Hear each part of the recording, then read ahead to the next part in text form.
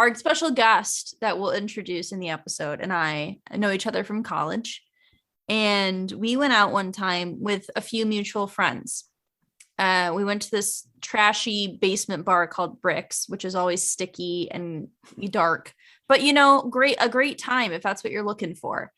And one of our friends was denied entrance to the bar. And I have, in the entire time I've been going out to bars age in college, I have never seen somebody rejected from getting in. Yeah. We had been to many other bars. We had been drinking. We were ending the night at like the grossest bar in East Lansing. Yes. Everyone knows it. The only reason you don't get into a bar in East Lansing is like if you are not 21. Like if you have a fake ID, they might turn you away. This bar doesn't even turn away fake IDs. No. Hey, Hannah, technically Hannah didn't use a fake ID, but she did go to Rick's underage. Yes. Yeah. So for someone to like be turned away because they were too drunk is saying a lot. And that bouncer was judging hard. This is a gross basement bar, and the cover person is like at the bottom of the stairs, which are very scary to go down when you're already really drunk. Oh yeah. But yeah, like our friend who was out with us, she kept trying to give her money to the ID taker at the door, and he gave her like 2 chances. He gave her more than one chance, and then he was like, I can't let her in, so we had to get her a ride home and send her home. But then he let us cut the line. He did let us cut the line, which was nice. Yeah, because we were like, can we call her an Uber and then come in? And he's like, yeah, sure. Just like come in the like side of the line. Like the VIP line. Yeah. Yeah. And we were like, wow, such a gentleman. Fantastic. It was like, we just wanted to go dancing. That's all. The reason we wanted to go there is because it was like at the end of the night and we're like, let's just go. We just want to dance, you know, just have some fun. And I don't think we even bought any drinks once we were there. I think we got waters and danced, and that was it. Yeah, but like our friend couldn't hold it together to get down the stairs. I've never seen someone get rejected from this bar ever. So that the judgment was strong. Yeah, was strong. God, fun time. I remember the first time, maybe one of the only times that I went out with you and Alyssa, and I don't remember who else. Maybe I think one of their coworkers, and we were walking over it because you guys didn't live too far from us in the house you guys lived in. Yeah, we lived on Stoddard. But we were walking over there and Alyssa goes, I picked the wrong shoes. She wore shoes that had no grip whatsoever. And it was like winter. It was kind of icy out. It was icy. And she slipped like twice just trying to get to your house completely sober. I wasn't, I had nothing to drink. I just tripped anyway. I think you were coming to pregame. Yeah. And walked to the bar. Yeah. Your slippery shoes. And we literally walked and like we walked out of your house, went down the driveway. Alyssa almost face planted so hard. Oh and then remember we got Blaze or something after pizza. We got pizza. You rolled in the pizza box and you just ate it. I saved the pizza. I fell over. Was fine. I was fine, but I saved the pizza. That was the most important thing. I fell back. I landed on my back, but the pizza stayed upright and the pizza was good. So all was fine. That's all that matters. Yeah. It was amazing. I mean, the funny thing was like you didn't even like drink that much that night. It was just simply for the fact that your shoes like had no grip whatsoever. I think I had like 2 drinks or something. Like I just drank a little bit, but I just just because the shoes were slippery and it was icy, I had bad balance anyway. Like I'll fall just in normal shoes and not ice. So it was a recipe for disaster.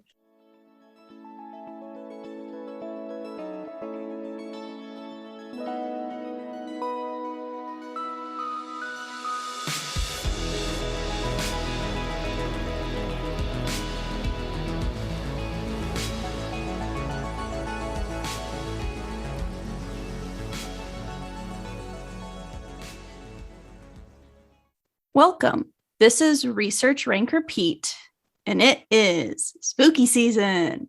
I am your co-host, Alyssa. This is co-host Hannah. And today, or should I say tonight, on this spooky night, we have a special guest. This is Abby. I am Alyssa and Hannah's friend from college. Alyssa and I used to work together, and Hannah used to drive us home from the bar when we would go out before she was 21. Great time.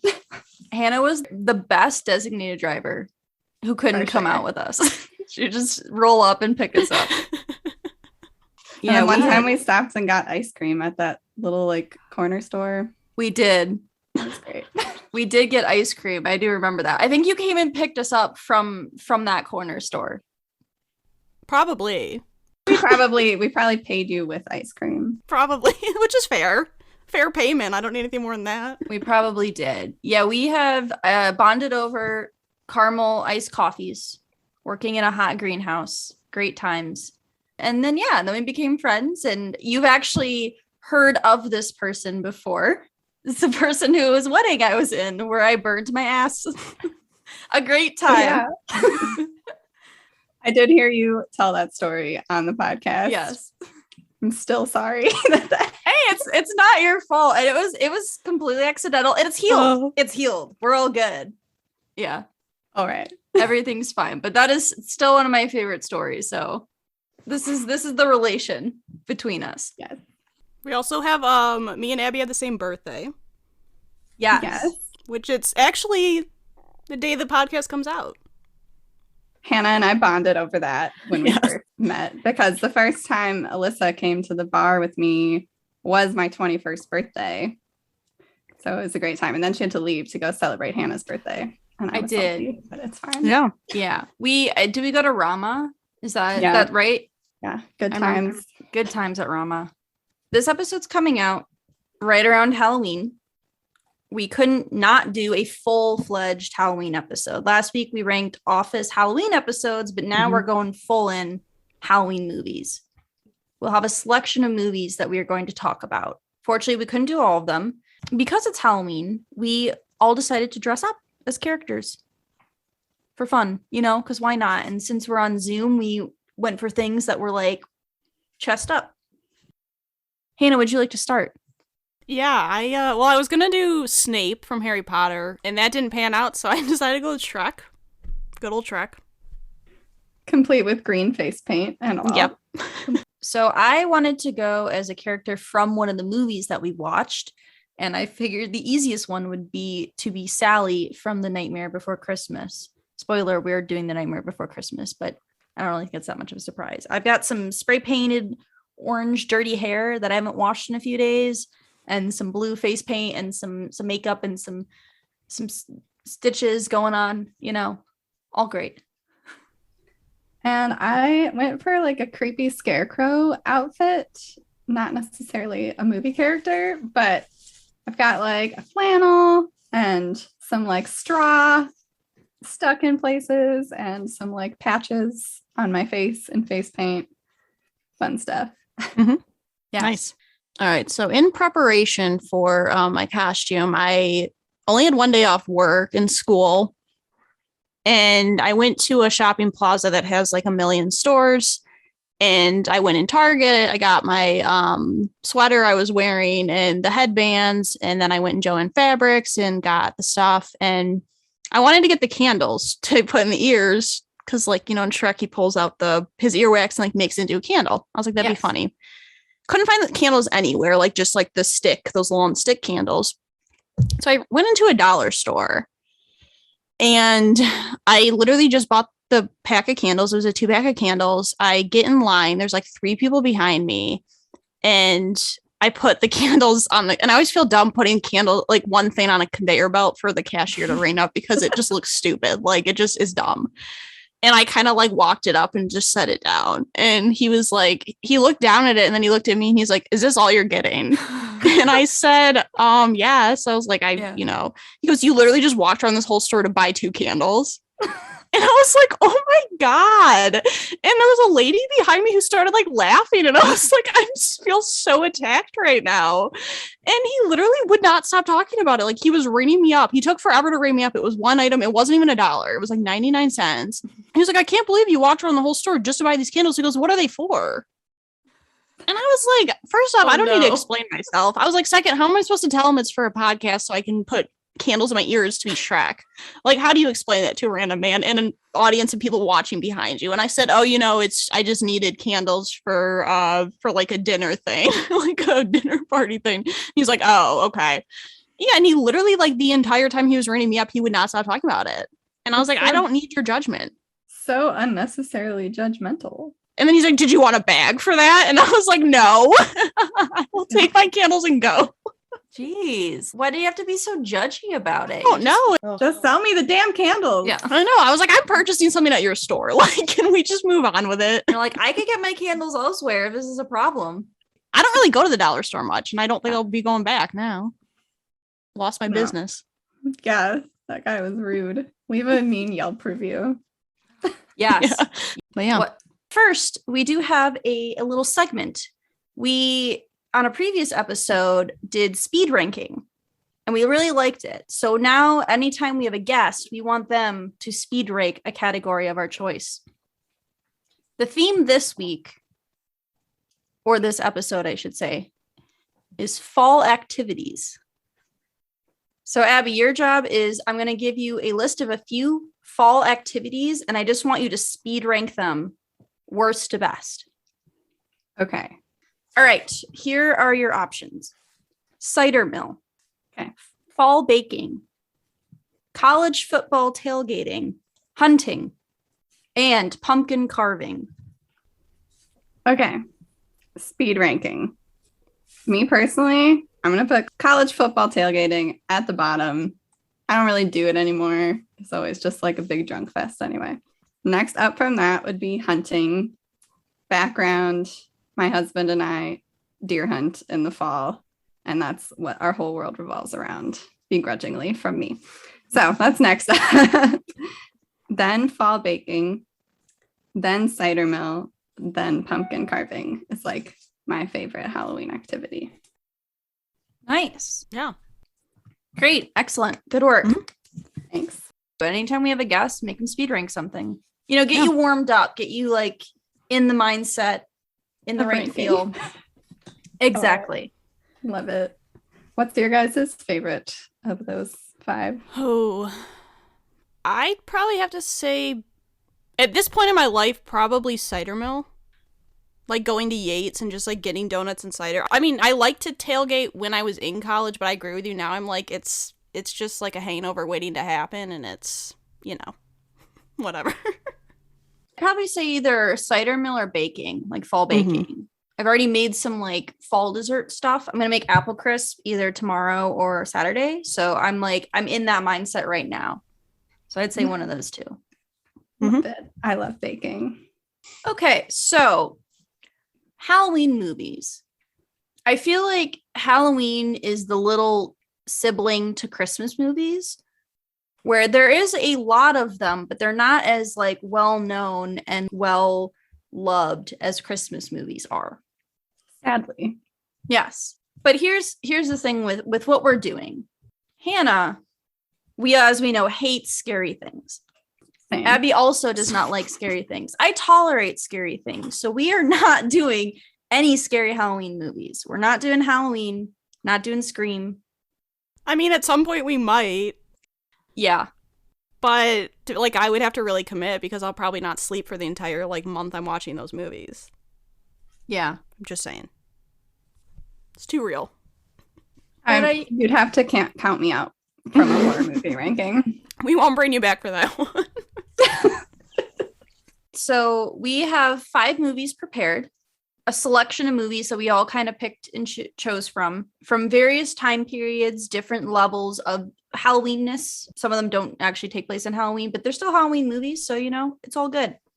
Yeah, they're like Halloween adjacent. Yes. So are we ready to get into our first movie? Yeah, and I think it's your movie, right? It is my movie. So our first movie is going to be Beetlejuice. Beetlejuice. Where is he? It was released in 1988. It's surprisingly rated PG, but I guess it was the 80s, so sure. And it has a runtime of 1 hour and 32 minutes. So Beetlejuice was directed by Tim Burton, who is a pretty notorious, like, spooky, weird director. He did one of the other movies that's going to be on this list. It had a budget of $15 million, made $73 million in sales. So it exceeded expectations. And it's also kind of become like a cult classic film as well. So it won an Academy Award for Best Makeup. It also spawned an animated TV show, which ran from 1989 to 1991, and a 2018 stage musical. Winona Ryder is in this movie, and she would end up working with Tim Burton more than once. But the role of Lydia, was her character, was first offered to Sarah Jessica Parker, Brooke Shields, Lori Lawton, Molly Ringwald, and Alyssa Milano, and they all turned it down. And so the original script of the movie was written by this guy named Michael McDowell, and it was really, really dark. Like it was a lot darker. It wasn't as comedic, and they had to adjust some things because the studio was not okay with it. And he ended up leaving the film because of creative differences, but some of the original stuff still remains. But it was going to be a lot darker and not as funny. It has an 85% on Rotten Tomatoes, a 70 out of 100 on Metacritic, and got generally good reviews. And then lastly, Michael Keaton, who plays Beetlejuice, it is said that he ad-libbed 90% of his lines in the film. And he's actually only in about 15 minutes of the film, being the star and titular character. So Hannah and I are doing our favorite thing where we make our own summaries of the films. And clearly they're super accurate, and they always are great summaries of the movies. So I have mine prepared. In this surprisingly stacked cast, a couple must try to haunt the new homeowners of their house after they die. Moira Rose, the principal from Ferris Bueller, and Joyce Byers move in and change everything. Things may be outdated, and the effects look like they came out of the 80s because they did come out of the 80s, but creepy, gross Batman appears and causes unforgettable mischief. Say his name 3 times like Bloody Mary, and maybe he'll appear in the mirror. All right. It was fantastic. Thank you. That was great. Love it. Okay, like I'm gonna confess, I don't think I've actually ever seen this movie all the way through until this time. Because I was watching it and I remembered parts. Like I remembered the dinner scene where they're all singing, dancing and sitting around the table and all that. But I don't remember like 90% of this movie. So I watched it on TV for the first time, like maybe 10 years ago. But it is a movie I have not seen as much as some of the other movies on this list. Mm-hmm. For sure. Yeah, same here. I actually saw this movie for the first time, like my senior year of college. Like one of my roommates put it on. Mm-hmm. And I was like, oh, this is a really good Halloween movie. Why haven't I seen this before? Right. I love Halloween. So yeah, because I didn't even know I didn't realize they died. I realized once I watched the movie for this time, but I didn't know that was like the main plot of the movie. So I was surprised, like what you mentioned, that Beetlejuice is only in, what you said, 15 minutes? Yeah. I think it says a lot that he makes like such a lasting impression having spent so little time in the movie, because like when I think of that film, I can picture him and I know like what his character is and what he's like. Another thing I forgot I wanted to mention, but I didn't write it down, is that the budget for special effects for this movie was like less than $1 million. So Tim Burton like intentionally made it look bad, have that sort of like feel to the movie. So, I mean, you can definitely tell that in some points, like the effects clearly are not like super great compared to more like today's standards for sure. But also it came out like almost 30 years ago. So of course it's not going to be amazing. yeah, I don't mind the special effects because it's like, it adds like comedy a little bit. Mm-hmm.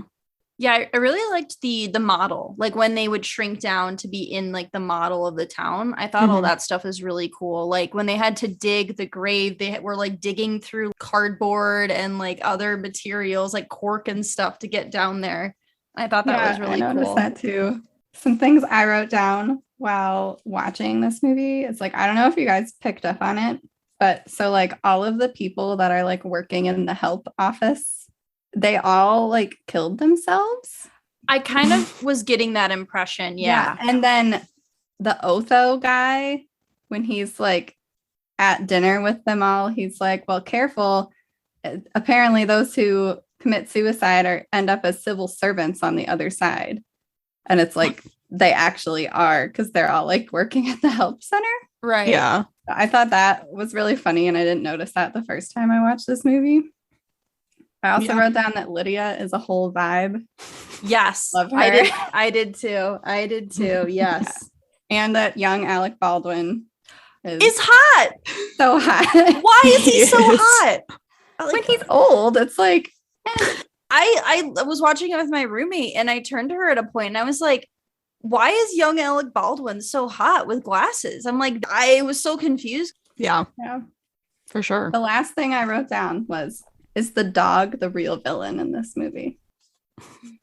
That maybe car crash. Maybe. I really love Catherine O'Hara as well. You can kind of see where parts of Moira came from. Yeah. Because there's this like kind of chaotic energy. I don't know, Abby, if you've seen Schitt's Creek at all. So Catherine O'Hara, who plays the mom, she plays this kind of this eccentric character, Moira, and a lot of similarities to her role in this movie. So I really like to see kind of like that where she's drawing inspiration from for that role. Mm-hmm. It was really cool to see that. When I see Catherine O'Hara, literally all I can think about is the mom in Home Alone. Yeah, I've seen that movie way too many times. So. She's also great in that role. All right. Do you guys have a favorite character from this movie? I chose Lydia. I think Lydia is my favorite character. She's just like got this vibe and energy and just is a whole mood. Like that she's already like in with the ghosts, you know, she's not scared. She's just like, yeah, cool, ghosts, that's great. And just kind of goes along with it. And I like that. It's fun. I would also say Lydia, just because like she's like the most interesting character. Mm-hmm. Like Alec Baldwin and the woman, I don't remember their characters' names, to be honest, but the couple in the movie who are like the main people, I like them. I like them as like a unit. I couldn't pick like one over the other who's like a better character. And then Beetlejuice is like too annoying to like have him be my favorite. Oh, for sure. I also think it's hard to pick him because he gets so little screen time that he doesn't feel like developed as a character. I think I would agree with you guys. I think Lydia's like the most developed, like most rounded character that they have in the movie. So yeah. I mean, clearly like the Deo scene's like the iconic scene from that movie that people always talk about. I think it's really fun. I also really liked like the ghost special effects that they did for them, like when they're trying to scare people and like molding their faces and stuff. I thought it was really interesting, and I liked that a lot. My favorite like scenes, plural, in the movie are actually when they're like at the help center with like all the different characters, and you can see like the funny ways all the people died. And then there's like the football team in the one scene that they're like, I don't think we survived that crash, coach. Yes. I love like clever things in movies. Like if there's like something really cute and clever in a movie, that's going to be like my favorite part. So I really liked all of the like dead people in that help center. That's my favorite part. I actually was like kind of on the same as you. Like I really liked I feel like all those scenes worked really well in the context of the movie. And I did, like, I shout out to second favorite character is their caseworker. She was cool, and I liked all of her scenes. Yeah, so that's our first movie. We ready to move on to our second movie? Yeah. Okay, so our second movie is Halloween Town, a Disney Channel original movie classic. It doesn't have a rating because it aired on TV, but I would probably give it a G rating if I was going to rate it myself. It came out in 1998. Has a runtime of 1 hour and 24 minutes. So there wasn't a ton of background on this movie, probably because it's a direct-to-TV movie made up by the Disney Channel. But what I can tell you is that it was the 4th Disney Channel original movie. So it was really early on in the run. And clearly budgets were a lot lower than when you get to like High School Musical. So it also spawned a series of Halloween Town movies. There were 3 sequels, 4 movies total. A lot of the characters did not return for all the sequels. The main actress was recast at a certain point. She did not choose to leave the series. They recasted her. I think there's some controversy over that. A lot of the stuff was filmed in St. Helens, Oregon, in a small town, and the town recreates some of the elements of the Halloween Town set within their town. They were actually gifted that giant pumpkin. They were gifted that by the film and crew set, so they usually put that out around Halloween. It has an 80% on Rotten Tomatoes, a 6.7 on IMDb, and a ranking on Variety. I think it was ranked 9 out of 40th as the best Disney Channel original movie. So now I'm going to have my summary. Early Disney low-budget movies bring us this classic Halloween tale, Halloween Town. When 3 children aren't allowed to celebrate Halloween, they follow their mysterious grandmother home to a place where it's Halloween all year long. They must band together and tap into their witch potential to defeat the evil chocolate bar. Marnie, the main character, at one point she just goes, "Hey, chocolate bar." And I was like, what? And I thought it was so funny. So I wrote it down. I wrote that down too. I did too. Like, what an insult.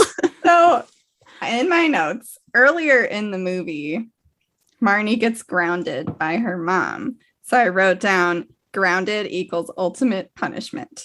And then later in the movie, I wrote, "Hey, chocolate bar equals ultimate insult? Question mark, question mark. I think like the background of what that's supposed to be is like the evil guy's name is Calabar. Yeah. Mhm. And he like mispronounces her little sister's name on purpose. Yes. So I think it's like her getting back at him of saying chocolate bar instead Yeah. of Calabar. But it's like, Yeah. oh dear, the 90s cringe in Oh. this movie. The insults were not savage in the slightest. They were really, really corny, but I also love it. I think this movie is very endearing. It has a lot of heart. And I think for like an early Disney Channel movie, I think it like holds up pretty well, even though like the special effects, are not great. They're still like, there's a lot going on that I can like from it. Yeah, I think it just like it fits the theme of Halloween so well. And I know really the part that actually takes place on Halloween is the beginning of the movie, but the entire town is based off of Halloween. And there's something about those scenes when they're in the town that's just like, even as someone who's in their 20s, like I still think it's cool, which, sometimes that doesn't hold up like you said. But yeah, I think if you can get past like that, maybe it's not the best written movie and maybe it's not the best like acted movie, but we love Debbie Reynolds as the grandma. Fantastic. But yeah, I think it's just like a nostalgic movie. So I just want to make a comment that the brother is our brother with glasses. And then also like the classic 90s mom jean jacket. And the last thing I want to talk about specifically that I wrote down is when they're in the theater.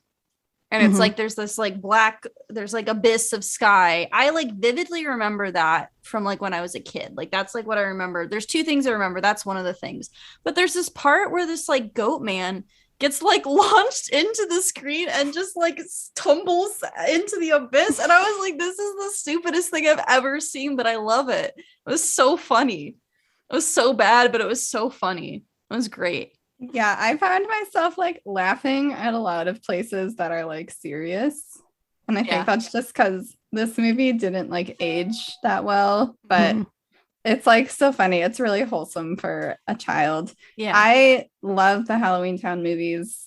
And I watched Halloween Town first out of our 5 movies because I was so excited about it.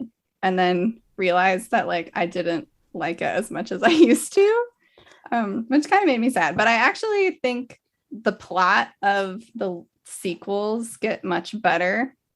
So like the second and third one, before they recast Marnie, because I'm pissed about that. Yeah.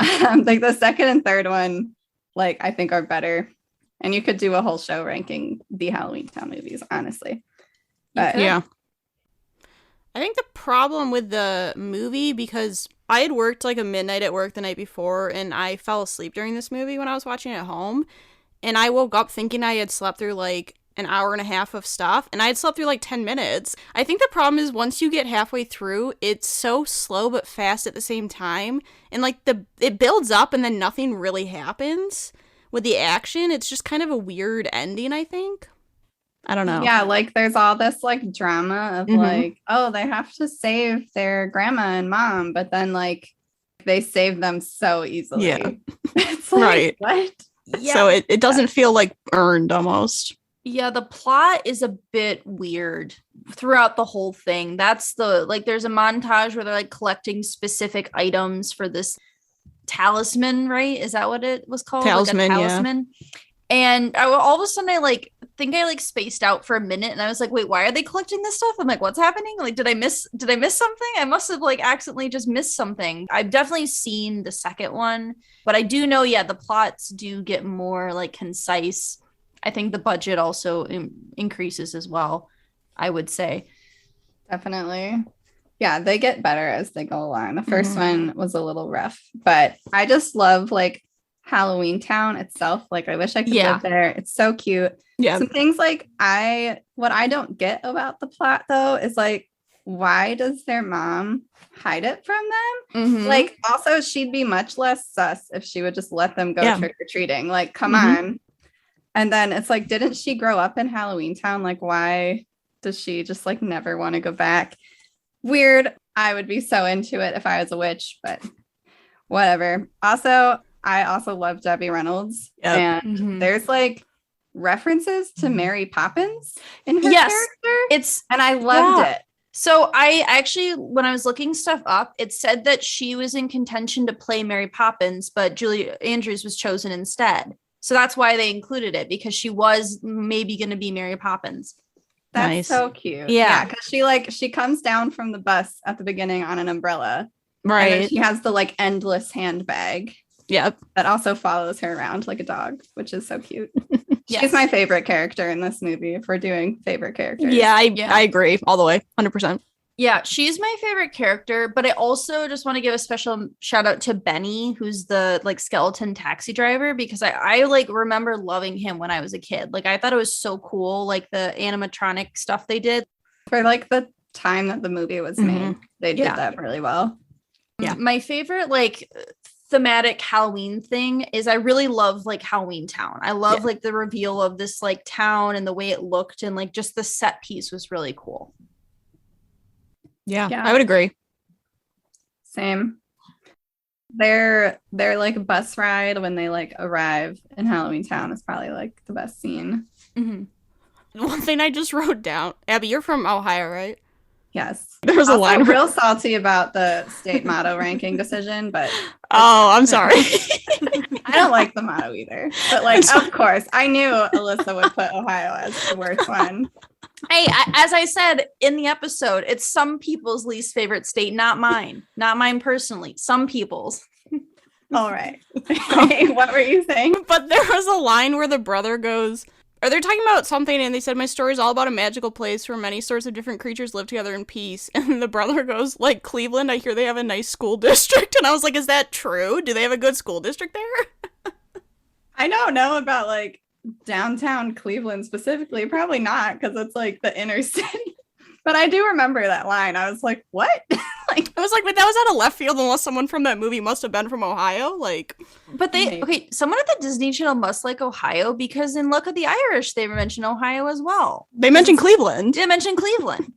Yeah, I feel like Cleveland is often mentioned in movies just because it's like an obscure city. Right. Yes. No one I don't really know. goes to unless you're like from Ohio. Right. So, Or it's if a you're lovely traveling for place. soccer, which in Yeah. our case was usually when we went to Dayton, Cleveland, Yeah. Cincinnati, Yeah. all sorts of Ohio cities. Oh, man. I just had to mention that because I was like, Yes. maybe there is a good school district I don't know about in Cleveland. I don't think so. There. One thing I'm glad you mentioned where the movie was filmed, Alyssa, because I was actually wondering that, because like when they go to like the grandma's house in Halloween Town, Mhm. you can see like a pretty like bay like behind them in the distance. Like I thought it might be in like Vermont or like Maine or something. Yeah. Like, Mhm. I something wonder. like that. But Oregon is also equally I'm pretty. gonna see if it's by Um, the water, like by the coast. I'm clear. I think it is, because you in the background when they're like standing outside grandma's house, you can see like, St. Helen is right next to a big river. oh, maybe it's the river there. So they're kind of close to the coast, but not like super close. If you can see my Oh, okay. Also, I feel like the town looks really similar to the like fake Salem in Hocus Pocus. Hocus Yeah. Pocus. Like, Yeah, when I the did. kids are trick or treating. Yeah. I feel like the towns look really similar. Like maybe they used the same town. Yeah. Okay. So our third movie is The Haunted Mansion, which was rated PG. It came out in 2003, and it is a runtime of 1 hour and 26 minutes. So this movie was actually greenlit in the 1980s after like the commercial and like financial success of Ghostbusters. And Disney originally said that they would only make the movie if like Bill Murray and Dan Aykroyd and Harold Ramis were in that movie, like if they starred in Haunted Mansion. But then it got shelved and put off until 2003 when it was made. So the story of this movie, interesting, was written by a guy named David Berderbaum. I may have butchered his last name, but he wrote the script to Elf. And then he really doesn't have anything else post Haunted Mansion. So it's loosely based off of an amusement park ride at Disney World. There's one at Disney World and there's one at Disneyland. The actual Haunted Mansion in the movie is based off of, it's a Disneyland Paris. It's Phantom Manor's house is based off of, and that's because the location is set in Louisiana. Originally, it was supposed to occur in New York, and if it was going to occur in New York, they were going to use the model from Disney World, but they changed it because of the location. From what I could tell, 2 movies that is based off of a ride, the other being Pirates of the Caribbean, which clearly was a very successful franchise, spawning multiple movies.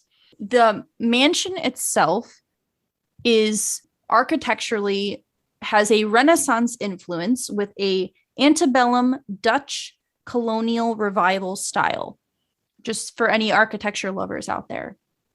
So this movie was the first to air on the Disney Channel with profanity, not including damn or hell.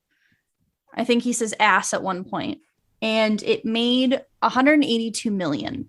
It has a Rotten Tomatoes score of 14%, a Metacritic score of 34 out of 100. And actually, there is a reboot currently in development. It's been in development since maybe about 10 years ago, but it became more greenlit and structured and written and casted within the last year or so. So the running title is Joyride for the movie. It has Tiffany Haddish in it, Owen Wilson, Rosario Dawson, and actually literally yesterday or 2 days ago, it was reported that Danny DeVito was cast in this movie. I don't exactly know what they're doing with it, but they are rebooting the movie into a completely different story. So we'll see what happens with that. I have a question about the mansion itself. Okay. Was it like sets or did they film it in like an actual place? So the exterior was an actual place, but they computer generated, added in like chimneys and things. Like some of the elements were added in digitally. The actual interior, I think, was a built set, but the exterior shots of the house were a real house that exists.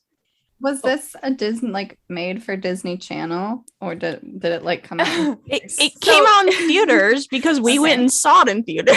No way. Yeah. So we went and saw it in theaters. It was 2003, so I had to have been 8 or 9 years old, and we were 5 of 7 people in the movie theater, and the people in the movie theater who were not my family left partway through the movie. So it was just us. So it was just us and seeing the Haunted Mansion like a Sunday afternoon or something like that. Yeah. All right. The movie's adequately scary to where a young child might be afraid of it. So maybe that's why they left. No, it's funny. So I was texting with one of my friends who also is a fan of the podcast, asking her if she had seen that movie. And she said, quote, "I tried to watch it once when I was little and I was too scared." Mm-hmm. Yeah. I forgot. I didn't do my summary. So I should do We that. gotta go back to the summary. I should do that before we get too far. Sure. Disney tries to cash in on their amusement park rides, but unlike Pirates being a massive multi-million-dollar success, this one is as dead as the ghosts in the movie. Marvel at Eddie Murphy as he plays every family man role he played in the 2000s, and how he has a 27-year-old wife who has kids half her age.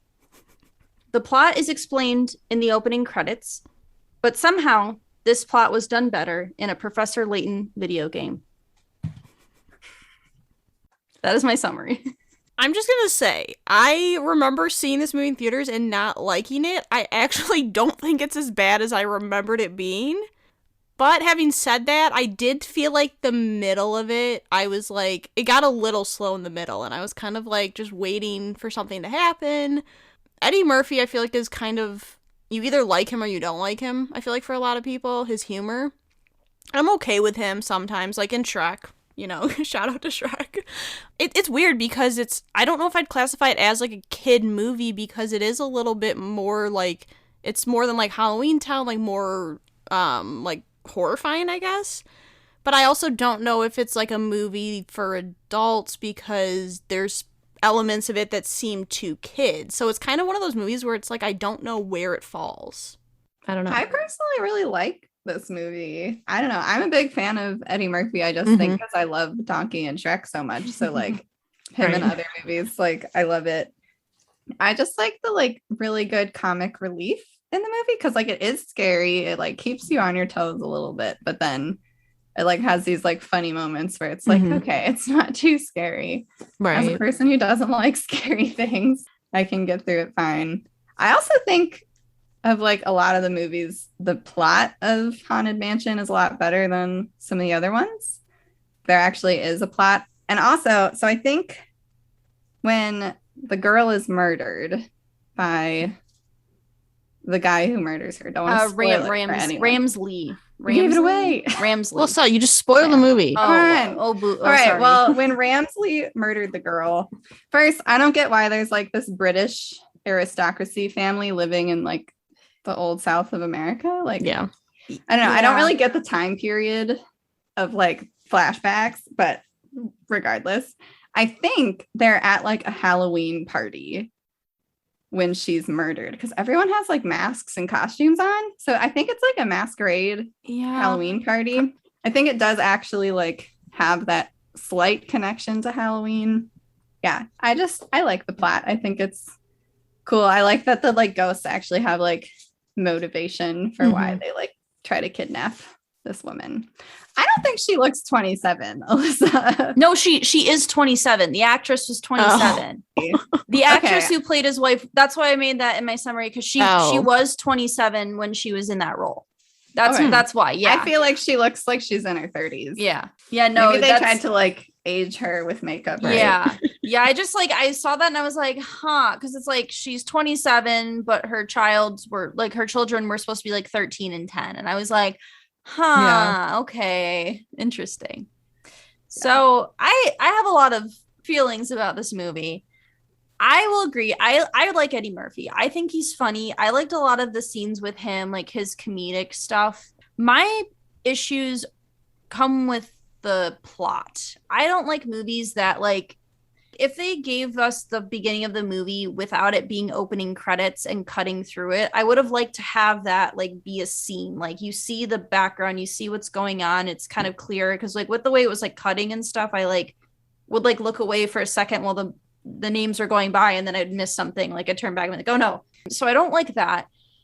I guess my main thing is like with the structure of the plot, I would have thought it would have been better had they not just like kind of spelled everything out once you get into the mansion, because you get this like crystal ball who's like the crystal ball from the amusement ride, and she's like, do this thing. So it's like, go and dig up this like, crypt thing, get a key, open a trunk. It's like, open a trunk, look for something red. So it's just like, it feels very like handheld and too cryptic. I personally just don't like that style with movies myself. I don't know. The motivation, I guess it's hard for me to understand because you said it's like a British family in the old South. And I'm like, but why can't she marry him? Like what it was the issue? I just feel like there are some elements that didn't work for me. I do like Eddie Murphy though. So I think like him as a lead character and like the humor was like the stuff I laughed at was like things he was saying and doing. I mean, I think the thing you have to think about with this movie is it was, I guess, made for kids, not necessarily made for kids. A lot of times when they do those, they make the plot a little bit more easier for kids to follow, which is why I think when they're doing that scene, I agree with you. Like when you're watching as an adult, it's a little bit like, oh, well, we know like what they should be doing, but like I think for kids they do have to point it out. But I actually think this story makes sense where some of the movies I didn't think it did make sense. Like if we're comparing it to like Halloween Town, I at least felt like there was a story that I knew what I was supposed to be following. With Halloween Town, it was just like, I was like, what is happening? Like, we're doing all this random stuff for no reason. And I like that Ramsey had a motivation. Like, you're saying it's not, maybe the motivation doesn't make sense, which I would agree it maybe doesn't, but he does have a motivation, and some of the villains I don't think do have a motivation. I mean, what's his name? Calabar's motivation was that Gwen turned him down. Oh yeah, he's a little bitch. Like he's Cal- horrible. He's got a small dick. He's horrible. He's horrible. Was it that Gwen turned him down, or was that he wanted to be like the most powerful warlock? That was part of it. It was part of it. Like, it turned him to the dark side because she turned him down. He had to become this evil like warlock and go back to the old ways. Right. So at least like with Ramsey, like he has a motivation, and they mention that he has a motivation. I don't think that it's necessarily the best done movie in every aspect, but it's weird that I think I almost like it more as an adult than I liked it as a kid, because I don't think that happens very much with me. I will say I really liked the crypt scene with the zombies. I thought that was really well done. Like I really, really enjoyed that. Like that was the part of the movie I was like, oh, I'm like, I actually really like this. Like if the whole movie was like that, I would love it. I think it would be great. I think there's just some issues with like the pacing too, like because it feels very slow at times, but then like in other areas it's really, really fast. So there are some pacing issues, and for me some plot stuff. I will say though that when Ramsley falls into like a lava pit, like Lord of the Rings style, I laughed. It was funny. Yeah, going down to hell. It was a great time. I like thought that was great. I loved it. I also really liked the dynamic between, I can't remember what the guy's name is, the guy who's trying to get with Eddie Murphy's wife.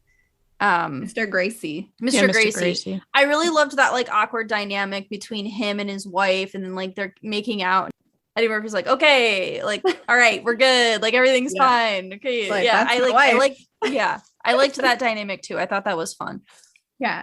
I do agree with you that there's like kind of a slow point in the movie. Like when they get into the mansion and then it's like, oh no, they have to spend the night. Like that like period until it gets to like the more action part. It's like 20 minutes of just kind of like setting things up. But yeah, I also think like the special effects are like decent in this movie for sure. Like for the time that it was made, I think the effects are really convincing. So I don't know. I'm a fan of Haunted Mansion. Yeah, I did read that for the ghosts, they wanted to change the look of them based on how far away they were from the house. Like when they're in the house, they look like corporeal like beings, but then when they leave the house, they become kind of like blue, shadowy figures. And I thought that was really cool. Like they definitely thought about design, and the set design is very good. I like the house. I like the look of everything. I thought it was, seemed to be very well thought out and like caretaken. I also liked the development of like the side characters too. Although I don't understand why all the people are stuck at the mansion. Like, why isn't it just Mr. Gracie? Well, it's interesting because I got very strong like Beauty and the Beast story. That's what I was gonna say. It seemed like it was heavily like Beauty and the Beast vibes is what I got. Yeah. But then another part that I don't get is like, why was her spirit not actually there? Like she was just like the floating orb. I don't know. I feel like maybe like Ramsley, because clearly he had some like Satan-y powers, turned into like a demon. So maybe he had some like kind of hold over her so she couldn't be present. I don't exactly know. It was kind of unclear. Or like and because she died first. Yeah. Yeah. Like it seemed like everyone else died like when Mr. Gracie died. Right. I think it's like one of those things with like going back to it being a movie geared for kids where they don't always think they have to figure all that stuff out because they don't think kids are going to question the plot.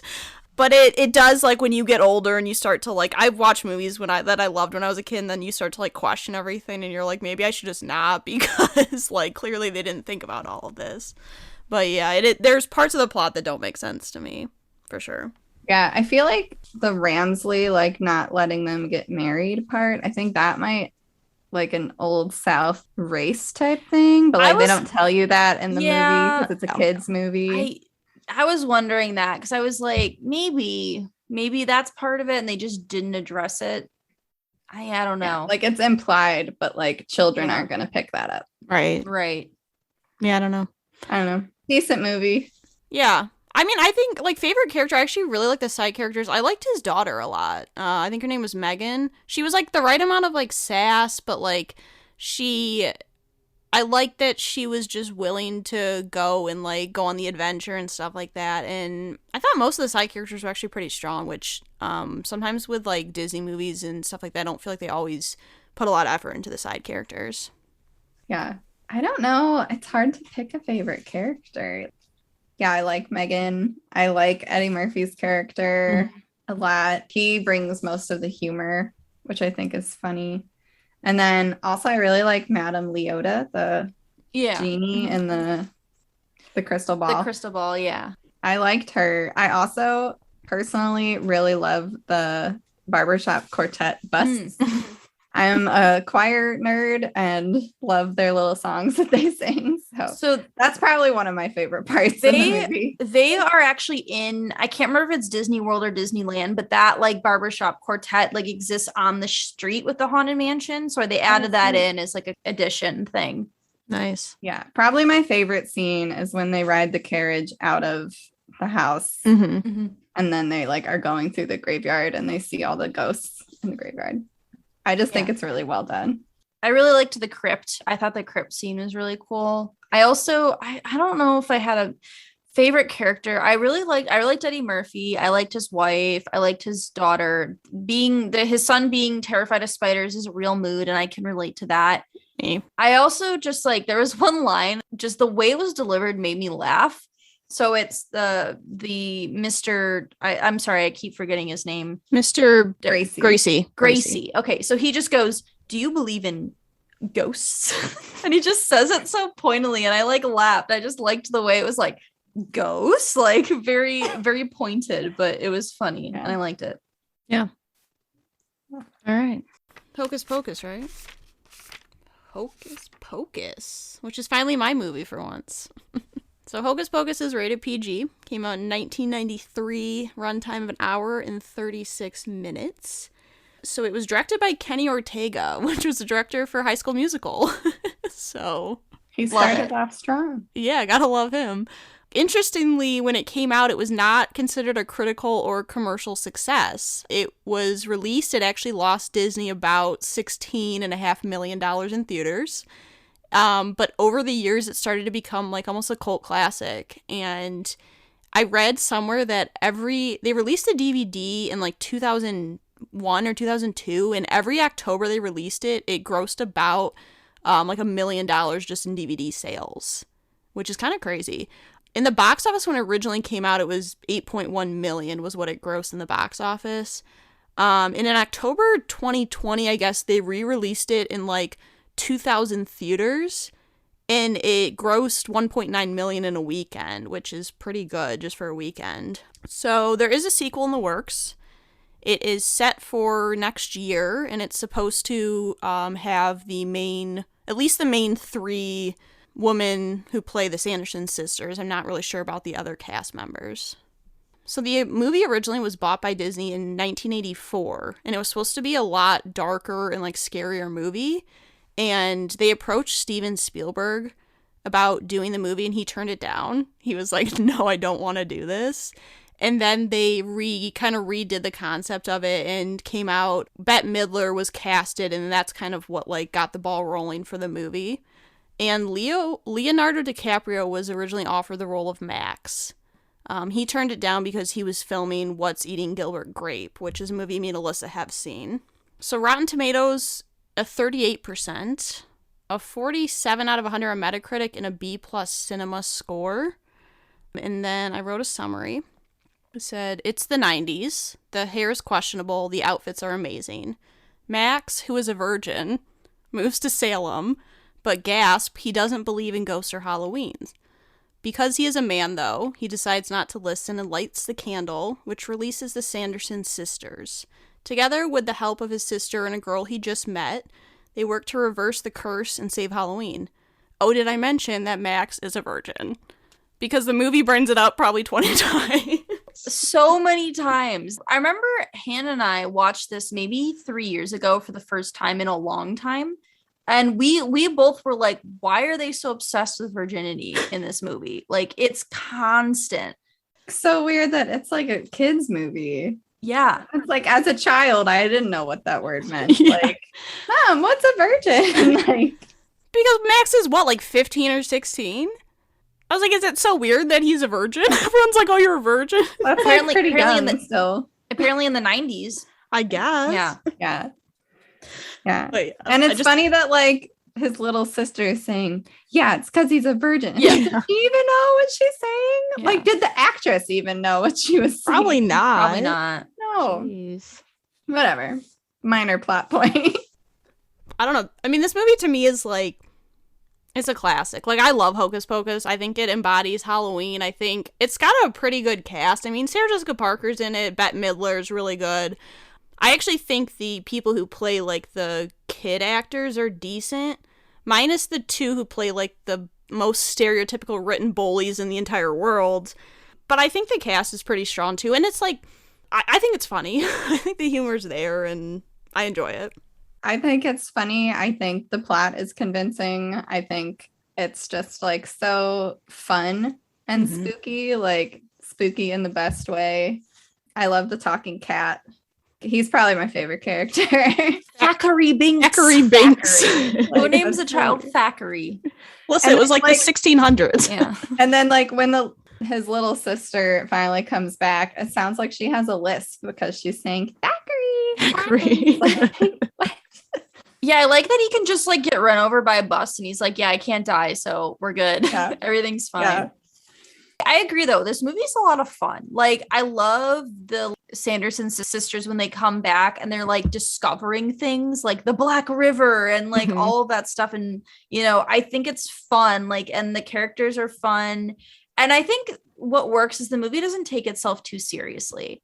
And I think that really works for it. Cause, you know, you get like a musical number where they hypnotize people at this party and it's just like a thing and everyone's cool and everyone's fine with it. And it's a fantastic musical number and it's Bette Midler. So of course, like it's wanted and needed. But I agree. I like a lot of the actors. I think they did a really good job. I love the Sanderson sisters. They're fun.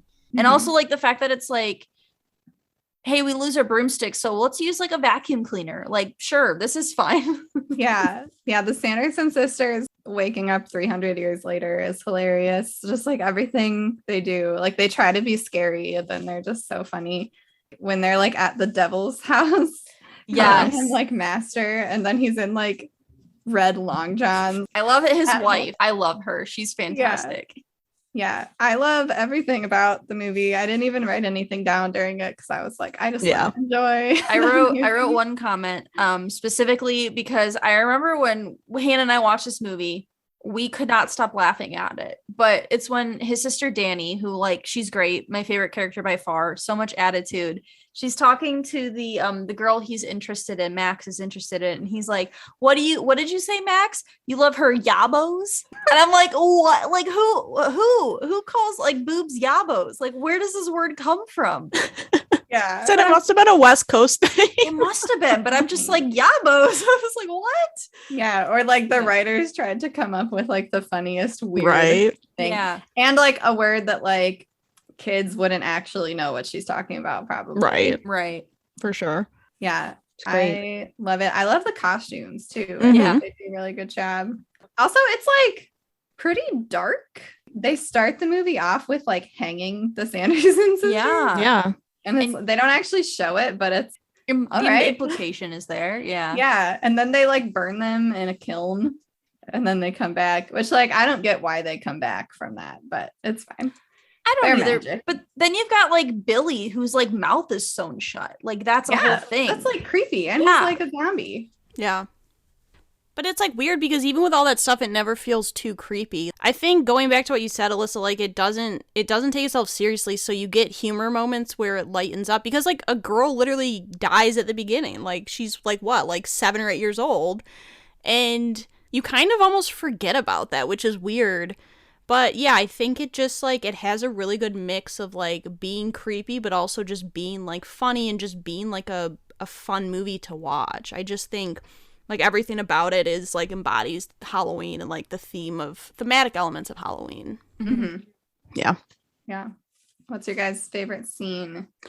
I really love the like I'll Put a Spell on You like musical number. It's just like fun, and I like because all the adults are dressed up, and it's just like fun time. And I love Bette Midler, so like her getting to do like a fun theatrical moment is just like it's fun. Yeah, I mean that one. The other one I really like is when they first wake up and Bette Midler like opens the window and she's like, "Oh, it's another glorious morning. It makes me sick." Like I always love that line. But yeah, I think like there's multiple scenes though that I think I could say were probably my favorite. Yeah, I love the I'll Put a Spell on You scene. I really like the scene where he turns on the sprinklers in the house to get away from them, and he calls it the like black rain of death or something. Like I don't know, he just like makes up a word, and then they're like so scared of the water. And Sarah Jessica Parker is like really funny through the whole thing. It's also like she's got like a creepy pedophile vibe. Yeah. Yeah, they're like trying to steal children off the street, like when they're trick-or-treating. Yeah. But then also every time they find a man or like a young boy, she's like, let's play with him. And it's like, what do you mean by that? Yeah. That's creepy. And I think because like she's a woman, it's not always seen as creepy, even though it still is like if it's interesting because if her character was like a male character, like people probably would have been like, that's like awful and stuff. But yeah, she like literally is like, these kids are like 15, 16 and she's like trying to like, I'm like, oh, okay, let's not. Yeah, but she's really funny. Yeah. I just think like the movie was really well cast and for sure. It's great. Wouldn't change a thing in it. Agree. Okay, so last movie is Tim Burton's The Nightmare Before Christmas. It's rated PG. Came out in 1993, and it's an hour and 20 minutes. And it has grossed $91.5 million worldwide, which seems like a lot. It originated as a poem that Tim Burton had written, and it's directed by Henry Selick. So it's interesting because Tim Burton actually wasn't involved for most of the movie. Like I think he'd been fired from Disney before this movie. Was he working on Batman at the time? Yeah, he did. Well, he did Beetlejuice and Batman like relatively close to each other. They tried to originally do this movie through Disney and they thought it would be too scary for kids to release. So they released it through Touchstone Pictures, which is like a different production company. So Tim Burton technically was like the creator of it, but that Henry Selick was responsible for a lot of the like creative decisions that were made on set. So it's been nominated for an Academy Award for Best Visual Effects. Throughout the movie, when they were filming it, they did 109,440 different frames to get the movie all put together. And it's got a 95% on Rotten Tomatoes, an 82 out of 100 on Metacritic, and B+ Cinema Score. That's what I have for background. All right, I have some to add. So the main character, Jack Skellington, was actually voiced by 2 different people. So his speaking voice is done by Chris Sarandon, who is Prince Humperdinck in The Princess Bride. Oh, yeah, and that's really the only other thing he's known for. Okay, yes, really, I can hear it. Yeah. But his singing voice, all of his songs, which are like probably my favorite thing about the movie, is all the music. Jack Skellington's singing voice was done by Danny Elfman, who is actually the person who wrote the score for the movie. Yeah, and has written movie scores for many other movies, including Beetlejuice, Batman, Spider-Man, Men in Black, 50 Shades of Grey, and he wrote the Simpsons theme song. And he's worked like pretty much exclusively with Tim Burton in all of Tim Burton's movies. And he's won 2 Emmys, a Grammy, and had 4 Oscar nominations for his score writing, which is super interesting, but he doesn't really like do any other acting, but he did all the singing for Jack Skellington. So I thought that was pretty cool. Yeah. And Sally is played by Catherine O'Hara. Yes. Yeah. Our beloved Catherine O'Hara. Yes. We love Catherine O'Hara. Love her. Yeah. Love to see it. Yeah. Did this like deep dive into Yeah. Danny Elfman. So I thought that was interesting. The other thing is the character model of Jack Skellington actually appears in James and the Giant Peach Mm-hmm. before this movie. That's like kind of where that character came from. There's this scene where they're on this like pirate boat. I think they're underwater. I haven't seen James and the Giant Peach in a long I don't think time. I've ever seen it. We had it on VHS. We also Yeah. had Nightmare Before Christmas on VHS. It was one of two VHS like boxes that was black. One was that, and then the other one was Spirited Away. So there's like a skeleton like Pirate King. So that's like Pirate King to Pumpkin King. Ah, Yeah. Interesting. I Nice. love it. I Um, love the stop motion aspect of this movie. I think that any movie that's made like that, I think it's so impressive that people have the patience to do that. For sure. I think like the style's really cool. Like I like Tim Burton film like styles. I know some people aren't like crazy about it. And I love the style change, like when he goes from Halloween Town to the Christmas Town. And it's almost more like Dr. Seuss's like Grinch. It's interesting to get those different style choices in one movie where it feels like almost could be two completely different films, but they merge together really well. Yeah. And then when they're in like the human world, it's different again. Mhm. It's like another Right. different style. Yeah, they Yeah. did that really well. I don't know if you guys noticed this, but in like the opening scene of This Is Halloween, the song, at the end of it, Jack Skellington, he like jumps into a fountain and then like rises out of the fountain, like standing there, and that's like the end of the song. Yeah. And it reminds me of the opening scene of Austin Powers 2, where he rises out of the pool perfectly dry. And there he is. And then the movie starts. Amazing. I didn't make that connection, but yeah, it is exactly the same. We've seen that movie many, many times growing up. Same. So I know exactly what you're talking about, but it is a lot like that. Yeah, it's like the opening song comes to an end and your main guy just like rises from the Yeah. water. Rises from the He's ashes. there. It's like really visually stunning at times. I really, really love it's like the song that's called like Jack's Lament, where he's like walking up that hill with the spiral and the moons in the background and like the graveyard. And then Mhm. the way like the camera like rotates as like he's walking, like it just like it looks really, really cool. I just have always really liked that. Mm-hmm. I think it's interesting, like a lot of the choices that were made in the movie, like to have the mayor have two faces. I almost feel like is a nod to like a lot of politicians being like almost two-faced. I Like, didn't pick up on that, but yeah, that's cool. Yeah, like I don't know if that's what it was, but I feel like it could be a connection there. Oh, I didn't do my summary. Let me do that really quick. So Jack Skellington, the king of Halloween Town, is tired of his day-to-day life. He wants to mix it up a little bit. One day he discovers Christmas Town, aka Whoville. This inspires him to kidnap Santa Claus and accidentally ruin Christmas for the town. There are plenty of musical numbers, poisonings, and a belief in science in this movie that will make you ask, is it Halloween or Christmas? I actually really like that Jack is like super wants to find the scientific reason behind Christmas. He's very, very curious. I like that's like the what's this? Like I love how like curious. He just like wants to understand everything. And I think that's great. I like love that in a main character. Like, yeah, he's clearly flawed in the way he goes about it. But like he's got that intuition and interest and wanting to understand it at a further level. That's like really cool to see. Yeah. Yeah. I love the what's this montage. It reminds me of in How the Grinch Stole Christmas, how he's going through the town and like is in people's houses. The original animated How the Grinch Stole Right. Christmas, not any of those dumb remakes. Like Yes. I'm a purist. But yeah, I love that whole scene. I think this movie also has a lot of like cute, clever things that I always love in movies. Just like all the references to like the various Halloween monsters that are in like this Halloween town. I really like that. And like how there's like the other holidays and the kids accidentally kidnap the Easter Bunny. Like, yeah. I thought that was funny.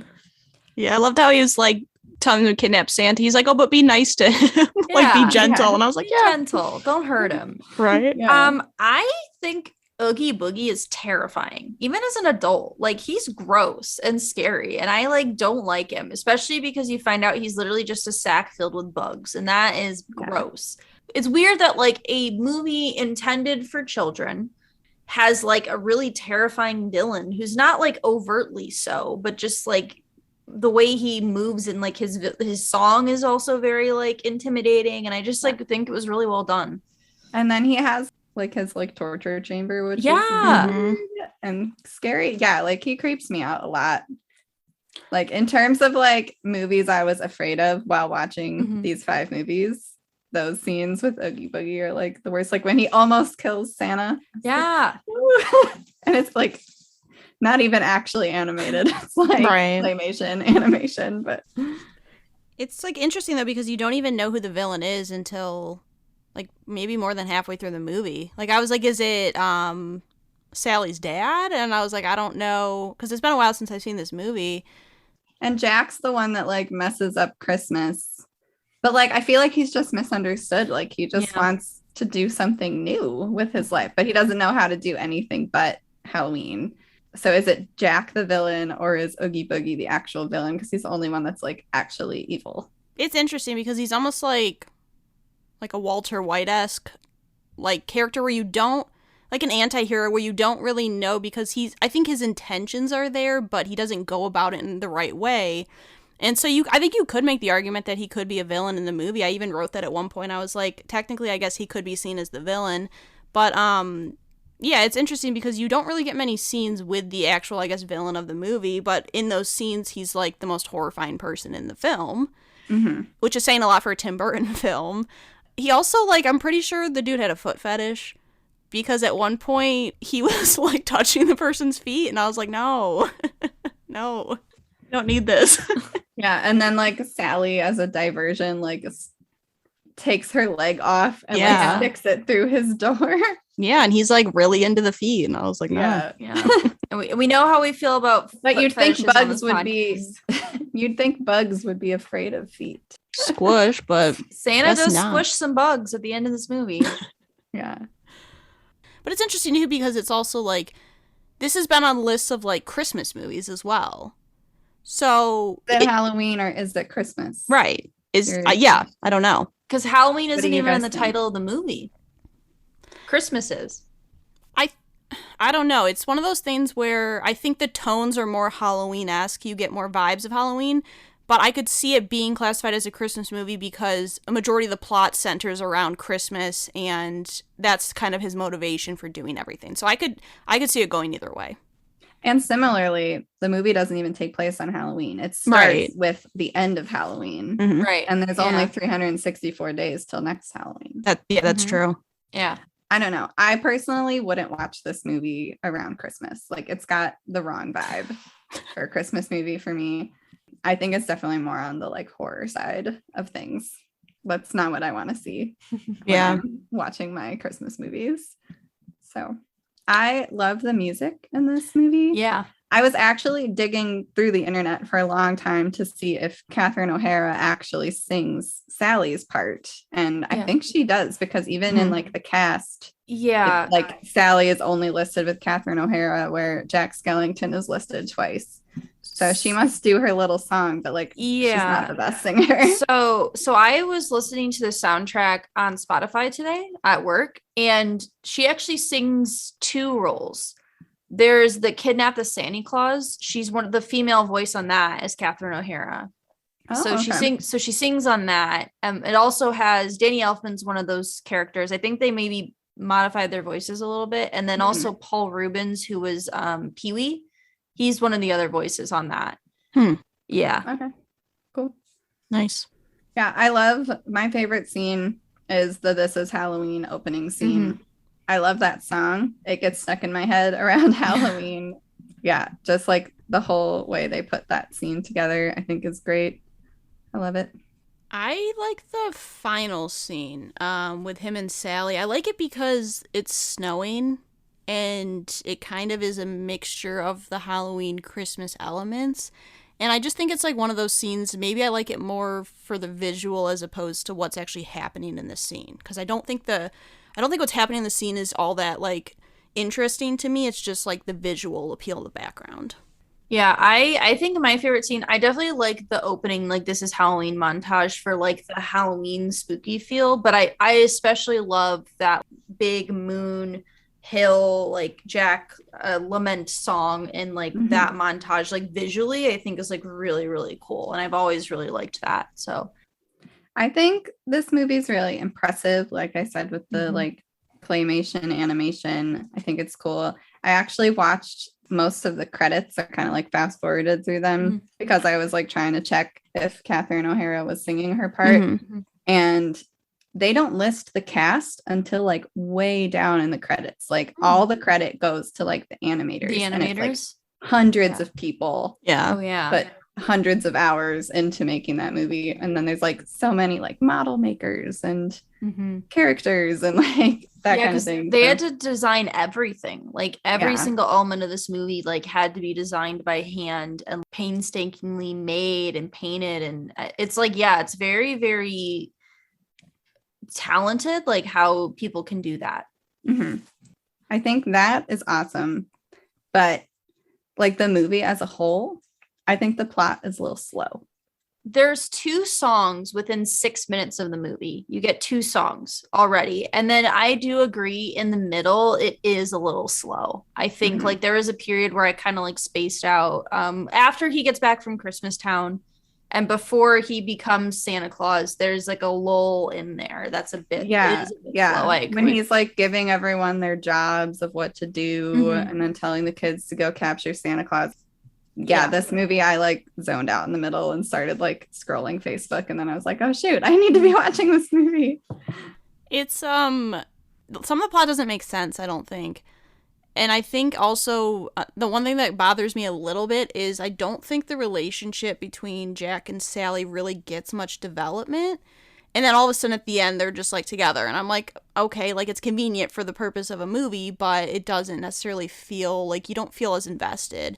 I think though this movie, like, I think it's just more about the visual appeal because like at times I wasn't even really paying attention to the story. I was more just paying attention to what I was looking at in the background. So I think sometimes, the plot can get lost. Yeah, I agree with about Sally and Jack's relationship. I think like most of the movie, like, Sally's like in love with him because she's like spying on him all the time. But then she like he totally ignores her for like most of the movie. And then he saves them and she saves them. And he's like, oh, I guess I love you. And it's like, all right. I mean, I like that it's like the girl saving the guy instead of like Prince Charming or whatever. But she deserved better, I think. Yeah. Yeah. I would agree. I would agree too. All right. Do we have any more thoughts? Favorite characters? Jack. I love Jack. I think he's great. I love his like curiosity and that he's not necessarily like he's like chaotic good. He has good intentions, but he clearly almost ruins Christmas, But I think he's just like a really cool main character and design wise too. I think he's got a really great design. I would probably say Sally, actually. I think like her story is really interesting because her, like, I guess her father, he like basically was the one who made her. She's essentially trying to kill, like, like poison him the entire movie. And she just like so desperately wants to get out from that. And she's literally in love with a man who doesn't barely acknowledge her existence. And I feel like she gets the emotional connection to the audience that I don't know that Jack necessarily gets because he's kind of chaotic the entire movie. It's hard to follow him a little bit. So yeah, I can see that. Sally's like character development is really good. How she's like trying to escape the whole time. But I think I'd have to go with Jack just because of his songs and his like singing. Yeah, he's my favorite. Yeah, he's pretty great. All right. So we're actually going to be ranking 2 things this time. We're going to rank the movies as we would normally do, but we're also, in the spirit of Halloween, we're going to rank the villains of the movies as well. Abby, would you like to start first as our guest? Sure. Okay. So my number 5 villain out of all of them is Jack Skellington / Oogie Boogie, because like you don't really know who the villain is in that movie. And like in terms of like villain motivation. That's kind of what I based my rankings off of, was how good is the villain's like backstory. Mhm. Like they don't really have any motivation really. Jack's like, oh, I want to do Christmas now. Like he doesn't have much motivation. So Alyssa, do you want to go? Sure. I did my villain rankings based more on like the how Halloween they are, like a vibe that's like kind of Halloween-esque. My number 5 villain is Calabar, or it's Chocolate Bar as he's known. I just think like he's a little bitch, you know, he gets mad because a woman rejects him and he wants to be an evil warlock and turn a town, and he loses to a child, and the family, like a family holding hands, takes him down. So I just like, he's just like not interesting in the original movie, and so for that reason he's number 5. Yeah, I went with I did Oogie Boogie, if he's counted as the villain, as number 5. I just think I based it off because of the fact that he's barely in it. I do think I think he's a scarier villain than a couple of these people, but I think that the fact that he's only got a couple scenes, it's hard for me to rank him higher because there's not much to go off of there. all right. So for number 4, 3 and 4 are like interchangeable for me, honestly. But in the list I wrote down, I put number 4 as Beetlejuice, because once again, I feel like he doesn't have any motivation. He just likes to like cause trouble, and like he's good at it, but at the same time, he's like pretty creepy and unnecessarily mean to people. So yeah, I don't know, but yeah, he doesn't have any like reason for what he does. So for number 4, I did Ramsley, the villain from Haunted Mansion. I think he's got that creepy vibe. He's got that old man, like stern appearance, you know, and clearly he's like, I must control my like heir to this house or whatever. But also he like falls into a fire pit. Like, you know, he goes straight to hell. So I just like, he doesn't have much of a presence in the movie. Like if I think of the Haunted Mansion, like I'm not gonna think of him. I'm gonna think of like other elements instead, and because of that, he's not like super memorable. So it's number 4. Yeah, I did 4 as Calabar. I don't think he's very scary as his human form. I think when he turns into like when he's in the theater and all that, yeah, it's scarier. Like especially if you're a kid. But when he's like a human, he's not scary. He's just, his motivation really is just that he was mad he was turned down by a woman. And I just don't think he's a very good villain. Yeah, I had number 3 as Calabar, but like you could swap Calabar and Beetlejuice on my list, really.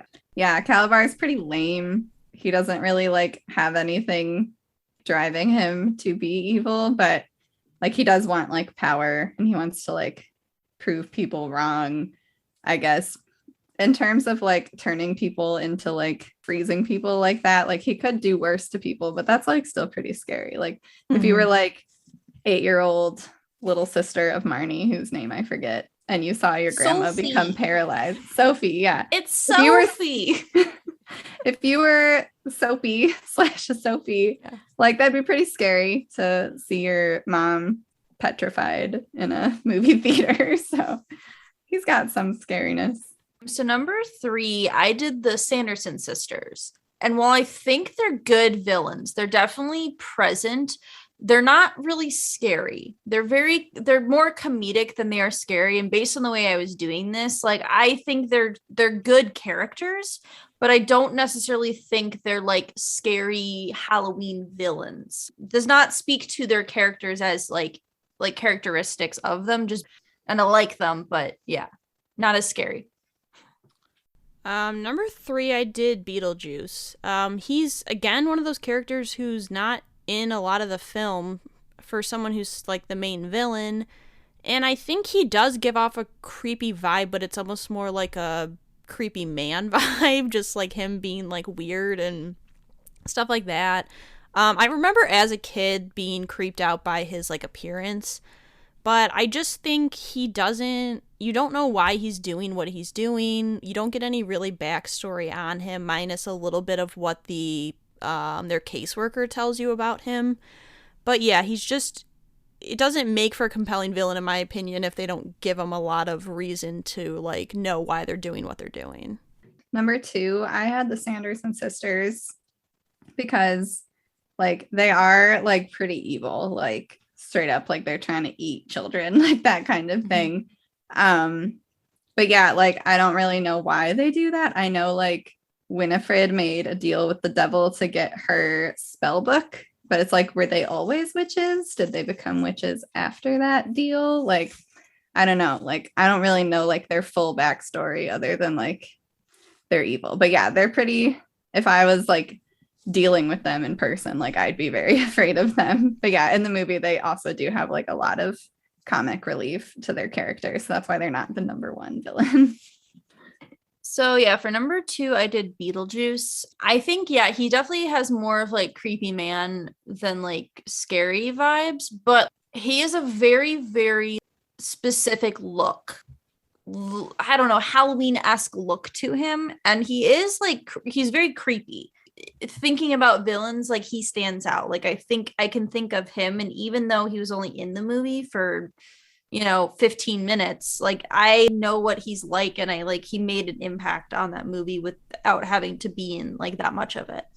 Number 2, I went with Ramsley. I think he's actually pretty compelling. Like, part of his motivation for why he's doing what he's doing. I think even though he's not present throughout the whole movie, you always sense that he's in the background of scenes because he kind of just shows up randomly, and that almost makes him more horrifying because you don't know when he's going to come up in a scene.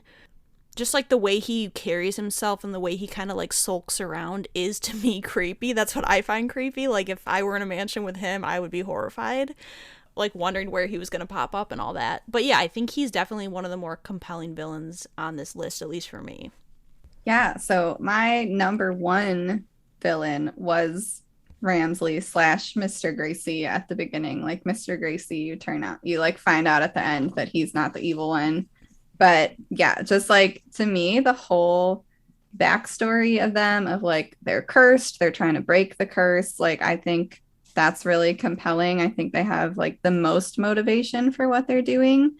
Ramsley is like definitely the creepiest person for me. I like get more scared by like ghosts and hauntings than monsters. So I think that's like why I find that movie like the creepiest. Yeah, I like their motivation. And then like Ramsley has like the most satisfying death to me because he's sucked into a fiery pit of hell. Like I was just like, yeah, that's what he deserves because he's evil.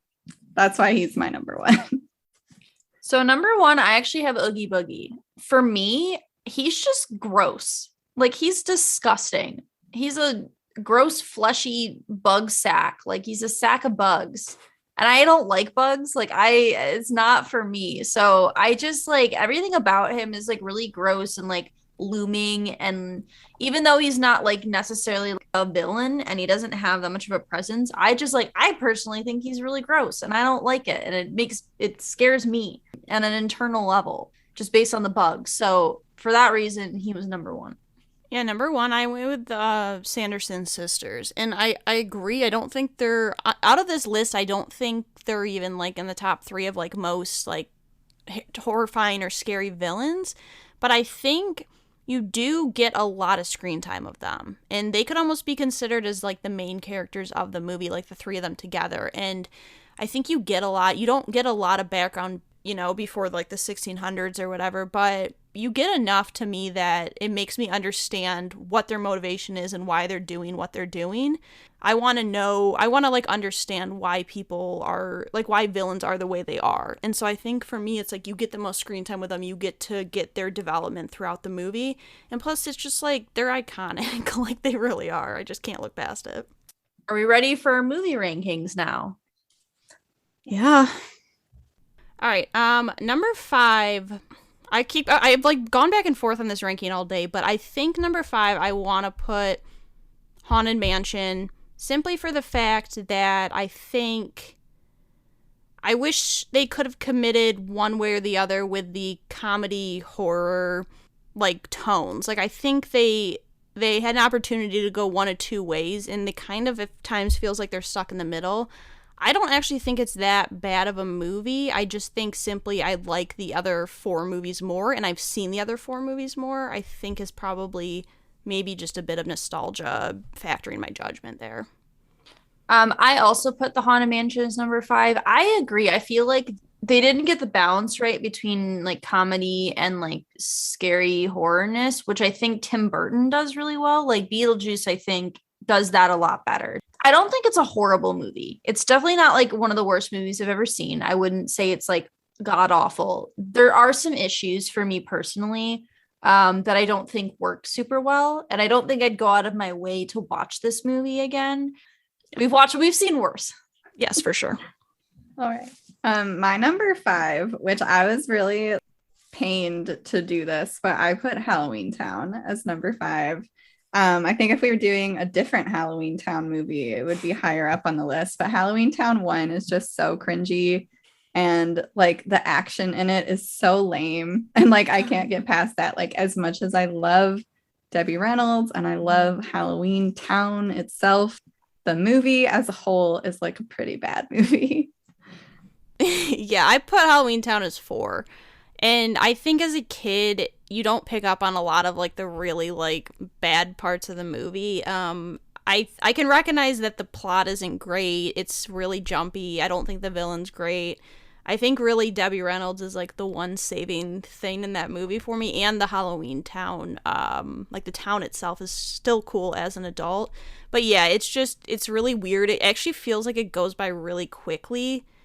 And then all of a sudden the movie's over and it's like it doesn't feel like there's much of a payoff at all there.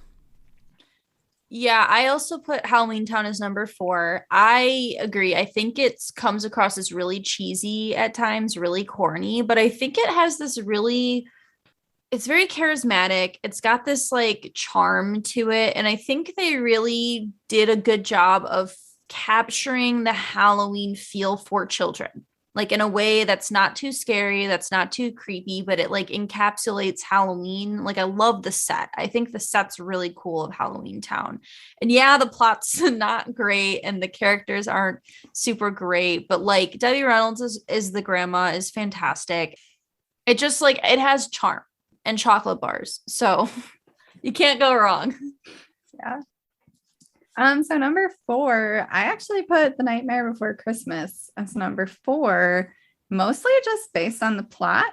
Like, I don't find the plot super interesting. Like, the music is great. The animation is amazing. Like, it's a good movie, but I just am not that intrigued by the plot of it. And like, it kind of bored me while I was watching it. Like, I've seen bits and pieces of it on TV before. I have watched through the whole movie before, but like, I feel like I like it better if I like come in halfway through or something like that. Like watching the whole movie start to finish, I was just kind of bored. So, but yeah, it's definitely like great Halloween vibes in that movie, but just not my favorite. Yeah, number 3, I did Beetlejuice, and I think it's probably the most like star-studded cast and like maybe one of the best acted movies out of all of these.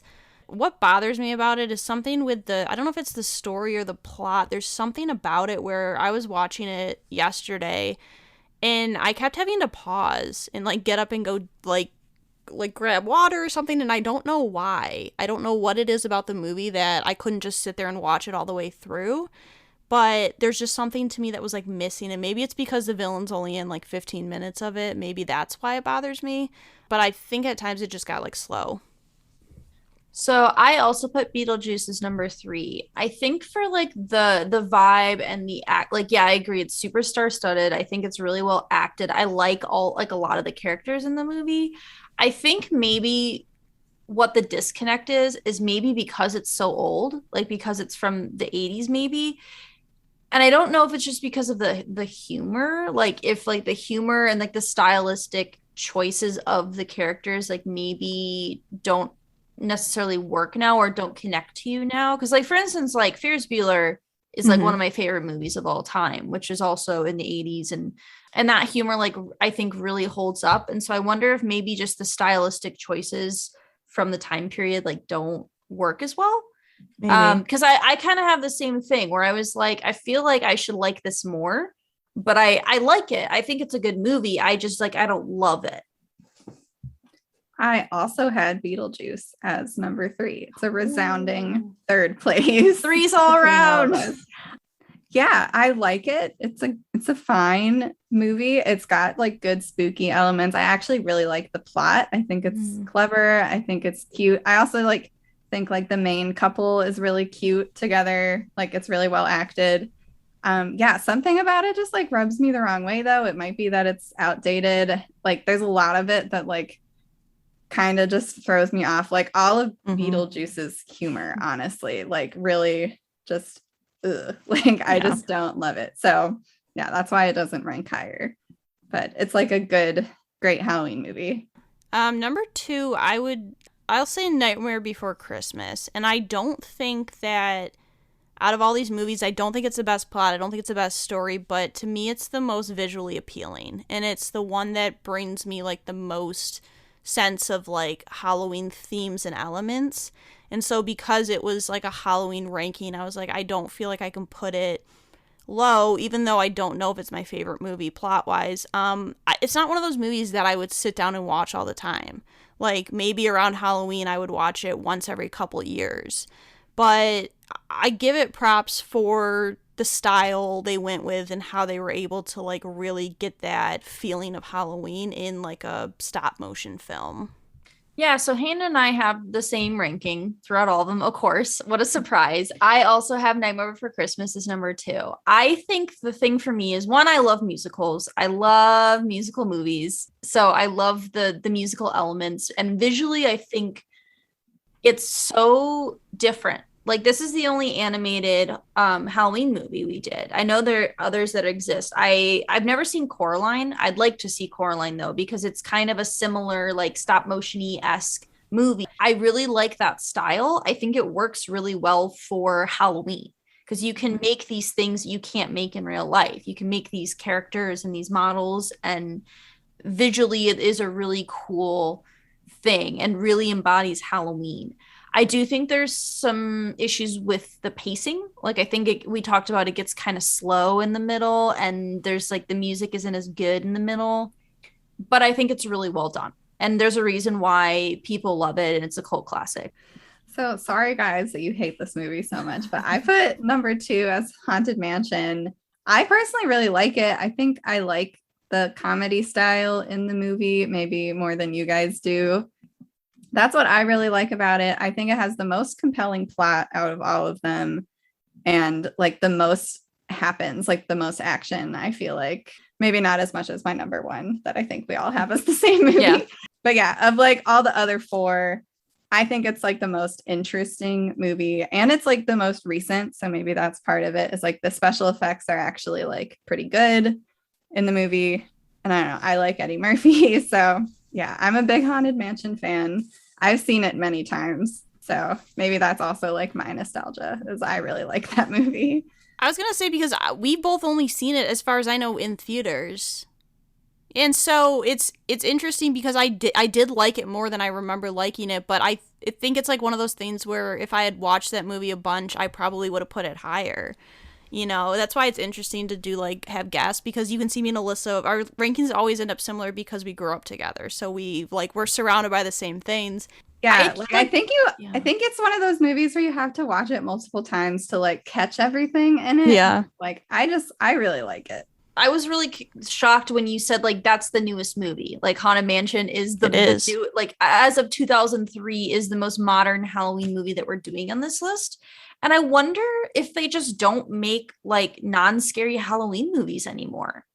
Like, because all the ones that are coming out are like, there's a new Scream coming out. There's a new Halloween, like the Michael Myers series coming out. I think they do a lot of horror now. I don't really think they do this kind of like fun Halloween thing that they used to do in like the 90s. I agree. That is interesting. That is the most current movie that we did was from 2003. Yeah, which is like sad. It's like something they should do more, because I think it would be like a big hit. Yeah. Number 1, I think we all have Hocus Pocus. I just think it embodies Halloween, and it's fun, it's nostalgic, it's just like one of those movies where I can watch it every year and it never gets old to me. I notice different things every year that I never noticed before, and I think it doesn't take itself seriously. It knows what it is as a movie, and I think that it really works for them because they committed to it in The cast is really good. Characters, I think the kid characters are good, which is one of those things that kind of drags down movies for me sometimes. It's just overall like a really well done movie. Yeah, I think maybe the reason it didn't do well when it aired is that it's kind of like almost ahead of its time in a way, like because it doesn't take itself very seriously and it has this kind of like comedic element where there is some like kind of scary elements, but on the whole, it just kind of feels very like Halloween themed. And I'm glad it's a cult classic. Like it's great that people came back to it and, recognize like how good it is and how well it works. It's super fun. We get like a talking cat, like Sabrina the Teenage Witch Salem. I love that. The Sanderson sisters are great. Like they're fantastic characters. I think on a whole, that's why it's my favorite. I think it has all of the elements from Halloween movies that I like and does it the best. Mm-hmm. Yeah, same here. Hocus Pocus was my number one, which I knew going into this that it would be my number one for sure. So yeah, I was biased. as well.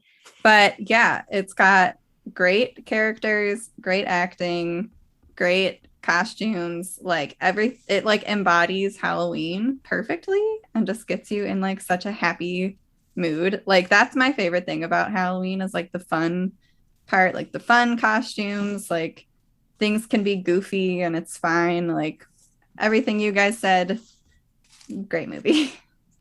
We did it. Well, that's it. Woo. We made it. We made it. We got through it. Right. Should we recap our rankings? Yes. Yeah. We Oh, can look at Abby being, being knows. better than we are. Yeah. So for my villains, number 5, I have Calabar, then Ramsley, the Sanderson sisters, Beetlejuice, and then number 1 I have Oogie Boogie. For my movie rankings, I have number 5 as Haunted Mansion, Halloween Town, Beetlejuice, The Nightmare Before Christmas, and then number 1 I have Hocus Pocus. So my villains, my number 5 villain is Jack Skellington / Oogie Boogie. Debate's still out on who's the actual villain. Number 4 is Beetlejuice. Number 3 is Calabar. Number 2 is the Sanderson sisters. And number 1 is Ramsley. And then for my movies, number 5 was Halloween Town. Number 4 was Nightmare Before Christmas. Number 3 is Beetlejuice. Number 2 is Haunted Mansion. Number 1 is Hocus Pocus. All right, and then my villains, I had 5 is Oogie Boogie Man, 4 Calabar, 3 Beetlejuice, 2 Ramsley, 1 Sanderson sisters. Movies, I had 5 Haunted Mansion, Halloween Town, Beetlejuice, Nightmare Before Christmas, and number 1 Hocus Pocus. She put a spell on all of us. Yeah, she did. Put a spell on you. I love that song. I do too. It's great. I was so excited. I was like, oh my God, it's coming up. I'm like, it's ready. Yeah, that's Halloween movies. That's Halloween. Thank you for being here. We're very excited to have you. I know we talked about this a couple months ago. We wanted to have you on to do something. And we were like, oh, well, you guys both have Halloween birthdays at the same day. And the episode will come out on that day. So we should do something. Yeah, it was perfect. Fun times. It's like an early birthday gift to us. It really is. I loved the practice run of the costumes. Yes. Honestly, I want to do like every year now when we have to do a Halloween themed episode every year and I want to dress up as something. For Yeah. sure. Yeah. It's fun. Yeah. But yeah, we have our social media sites on Instagram and Twitter and email. Can send us whatever you want. If you have any feedback. If there's any other Haunted Mansion lovers out there, I'd love to have you join my club over here. Yeah. We'll let Abby know if there's any loyal fans to Haunted Mansion. Any loyal Haunted Mansion fans. They're out there somewhere. There has to be more. Yeah. It's not just me. Yeah. Just Abby. But yeah, so we'll be back next week with a new episode. We have not thought through anything except for one thing for November. So we're gonna have to really brainstorm this weekend. I don't know what's gonna come to you, but it'll be something fun as always. Yep. That's it. That's it. Bye. All right, bye. Bye. We would like to thank Joseph McDade for our intro music. He provides free music available for all kinds of creative use. The song that we used is called Sunrise Expedition. and you can find it and his other music on his website, josephmcdade.com. If you would like to reach us, you can email us at r3podcasts@gmail.com. That's R, the number 3, podcasts@gmail.com. Or you can find us on Instagram by searching Research Rank Repeat.